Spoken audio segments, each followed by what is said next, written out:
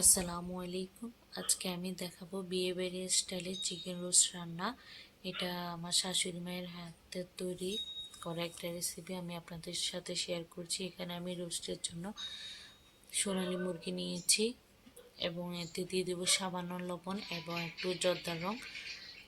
এখন এগুলোকে ভালোভাবে মেখে নিব এবং এগুলো ভাজার জন্য আমি দিয়ে দিব কড়াইতে তেলটা গরম হয়ে আসলে এগুলো আমি একটা একটা করে বেছে নেব। ভাজা হয়ে গেলেও একই তেলের মধ্যে আমার শাশুড়ি মা মশলা দিবে, কি দিবে ওইটা আপনাদের সাথে শেয়ার করছি। আমি আজকে রোস্ট রান্না করবো। রোস্টের উপকরণ দিচ্ছি এখানে বাদাম বাটা, বাটা বেরেস্তা, আদা বাটা, রসুন বাটা, হালকা পেঁয়াজ বাটা, টমেটো সস, হালকা একটু চিনি, একটু মরিচের গুঁড়া আর হালকা একটু রোস্টের মশলা। আজকে আমার রোস্টটা এই উপকরণগুলো দিয়ে রান্না করতেছি। সাধারণত দুধ দিয়ে কষাই, পানি দিই না। এই হালকা একটু দুধ দিলাম, এখন কিনে দিলাম।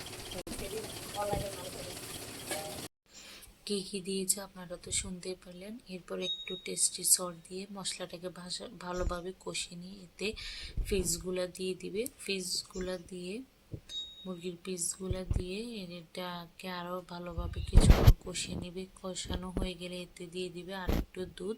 এটা দিয়ে সম্পূর্ণ রোস্ট রান্না হয়ে যাবে। দিয়ে দিয়েছে সামান্য একটু টক দই এবং নামানোর আগে দিয়ে দিবে একটু ঘি এবং দুধ পাউডার। এখন এগুলো দিয়ে আর 1-2 মিনিট রান্না করে নেবে। এরপর তৈরি হয়ে যাবে চিকেন রোস্ট রান্না বিয়েবাড়ির স্টাইলে। আশা করি ভালো লাগবে।